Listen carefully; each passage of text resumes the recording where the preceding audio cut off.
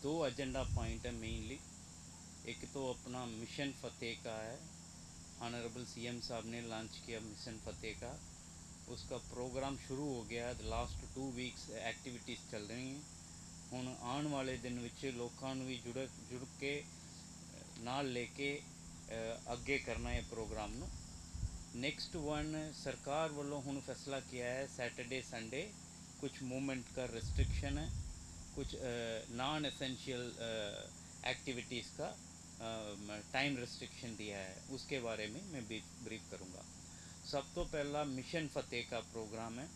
Mission फ़तेह का programme का एजेंडा की है, एजेंडा है मिशन में हुण अनलॉक 1 के बाद फ्रॉम दी 1 जून हुण ऑलमोस्ट सारा एक्टिविटीज़ ओपन हो चुका है। लोग का मूवमेंट है, एक्टिविटीज़ चल रही हैं, फ्रीली मूव कर रहे हैं। किसी चीज़ का पहला पास वगैरह नहीं है। Inter district inter state movement, सिर्फ इंटर स्टेट मूवमेंट का सिर्फ सेल्फ जनरेटेड पास होता है। ये लेके लोग आ सकते हैं। हुण ये हालत विच देखना है कि केसेस, नंबर ऑफ केसेस भी इंक्रीज़ हो रहे हैं। स्पेशली साडा कंसर्न है दिल्ली तो लोग किन्नी लोग आ रहे हैं, mainly they are testing a positive. For example Muktsar जिला विच लास्ट 10 दिनों विच वी गॉट 5 केसेस।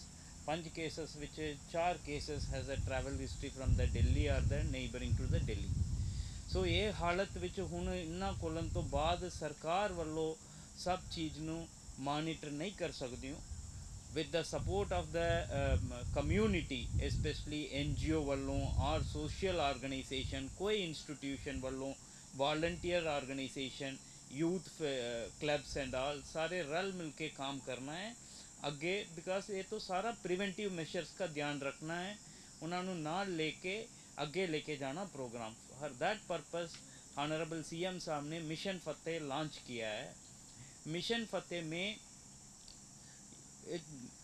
मिशन फ़तेह में एक आदमी है, एक आदमी अपने आप सब कुछ ध्यान रखना, preventive measures like wearing mask, common places में जदों जाएंगे उस समय मास्क पहना है और सोशल डिस्टेंस मेंटेन करना है। किन्नी बार असी बाहर जाके वापस आ रहे हैं उस समय ध्यान नाल हाथ साफ करना है। उसके अलावा सोशल गैदरिंग सरकार ने मना किया है, किसी सोशल गैदरिंग अवॉइड करना है, किसी घर पे जाना है, सोशलाइजिंग इवेंट उसका अवॉइड करना है।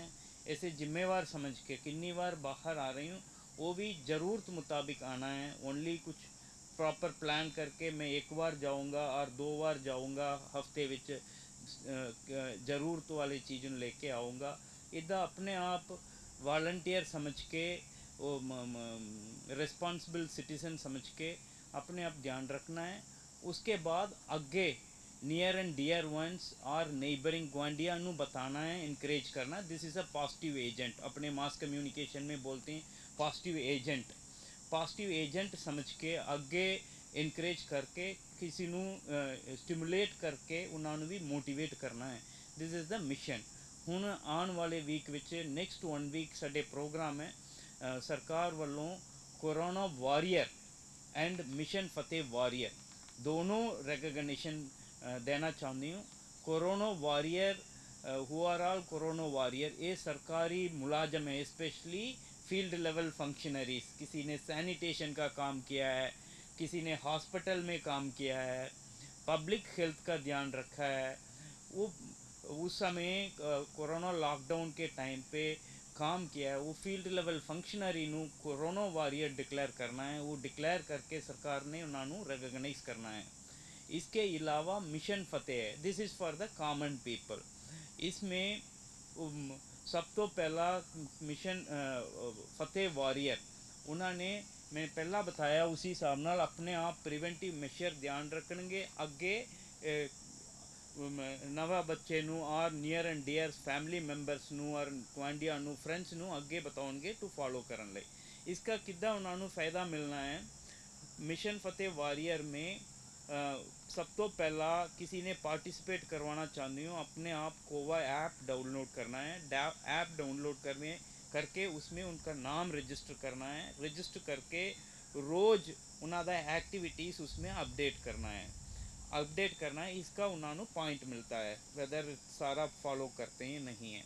उसके बाद उन्होंने अगे मोटिवेट करना है होर लोग नू इसका इसमें कोरोना मिशन फतेह वारियर बनाने ਲਈ ਅੱਗੇ ਸਟਿਮੂਲੇਟ ਕਰਨਗੇ। ਇਹਨਾਂ ਦਾ ਸਟਿਮੂਲੇਟ ਮੁਤਾबिक ਹੋਰ ਬੰਦੇ डाउनलोड करके पार्टिसिपेट करेंगे ऐसे मिशन वारियर, फिर इन्होंने पॉइंट मिलना है। तीसरी पॉइंट एक कंपटीशन होता है, कंपटीशन में पार्टिसिपेट करने ਲਈ किसी ਨੂੰ मोटिवेट करके ऐप डाउनलोड करके उन्होंने पार्टिसिपेशन करना है, फिर इन्होंने पॉइंट मिलना है। ऑन 3 काउंट में इन्होंने पॉइंट मिलना है। हुण कंपटीशन में किदा किदा मिलना है उन्होंने सर्टिफिकेट। सब तो पहला रोज़ सरकार वालों आइडेंटिफाई करनगे 25 लोग स्टेट विच, पूरा स्टेट विच रोज़ 25 लोग ने किन्नी ज़्यादा पॉइंट इन्होंने कलेक्ट किया, वो सब तो ज़्यादा पॉइंट उन्होंने टॉप 25 नू मिशन फतेह वारियर डिक्लेयर करनगे। उन्होंने एक सरकार वालों टी शर्ट देंगे। दूसरा उन्होंने ब्रांज मैडल मिलना है, उन्होंने ब्रांज सर्टिफिकेट मिलना है। एवरी डे 25 सर्टिफिकेट मिलना है फॉर पूरा स्टेट का है। उसके बाद एक वीकली कॉन्टेस्ट होता है। वीकली कॉन्टेस्ट में किसने ज़्यादा पॉइंट एक्वायर किया है फॉर आफ्टर 7 डेज कैलकुलेट करनगे ज़्यादा पॉइंट होया है, those people also will be considered as a mission Fateh warrior. उन्होंने सिल्वर मेडल मिलना है। उसके बाद मई मंथ के बाद पॉइंट करके देखेंगे टॉप पॉइंट्स। उन्होंने वीकली पॉइंट्स में स्टेटा विच 200 लोग ने डिक्लेयर करेंगे सरकार वालों।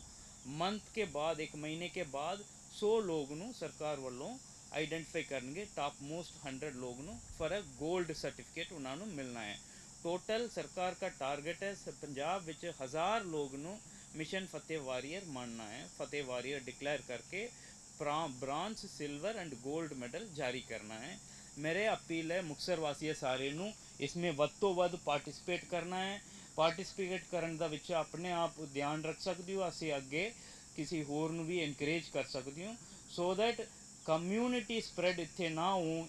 किसी लोग का है उन्होंने असी बिल्कुल ध्यान दे के उन्होंने हेल्थ केयर संभाल सकते हो। This is the appeal from my side. इसके अलावा असी बच्चे नू मोटिवेट करके ग्रुप में मोटिवेट करके इसमें असी स्टिमुलेट करांगा, सो दैट अगे मूवमेंट बन जूगा इसका। इसके अलावा हुण सरकार वालों सैटरडे संडे वीकेंड के लिए नवा इंस्ट्रक्शन जारी किया है। कल असी मीटिंग करके असी उसका अगे असी भी जारी कर देता है कल शाम नू। इसमें एसेंशियल एक्टिविटीज़ खान पीन चीज़ का है, अग्री रिलेटेड एक्टिविटीज़ और एसेंशियल सर्विसेज वगैरह मेंटेनेंस टेलीकॉम ऑपरेशन उसी रिलेटेड वगैरह का कोई दिक्कत नहीं है। 7 दिनों से सब कुछ चल सकती हूँ। Only non essential items already असी डिक्लेयर किया order which are all the essential. उसके अलावा बाकी सब चीज़ें हैं सैटरडे इवनिंग 5 बजे बंद होना चाहिए। 5 बजे के बाद दोबारा मंडे सोमवार 7 बजे खोल सकती हूँ। बिल्कुल संडे पूरा दिन उन्होंने बंद रखना चाहिए। इसके अलावा another important decision is inter district movement for Saturday Sunday और एनी गेसेटेड हॉलीडे। इस जून महीने में तो अगे 15-20 दिनों में कोई गेसेटेड हॉलीडे नहीं है, सिर्फ सैटरडे संडे है। सैटरडे संडे में किसी ने दूसरी डिस्ट्रिक्ट जाना है, उन्होंने पास एमरजेंसी है, पास जरूरी है, पास लेके जा सकती हूँ। फॉर एग्जांपल किदा अप्लाई करना है पास, मतलब किसी मुक्तसर रहने वाला है, मुक्तसर ऑरिजिनेटिंग प्लेसेस में पास अप्लाई करना है। फिर उन्होंने पास अपने टीम वालों पास ही जारी करेंगे। और हेल्थ एमरजेंसी का मेडिकल एमरजेंसी का कोई पास लोड नहीं है।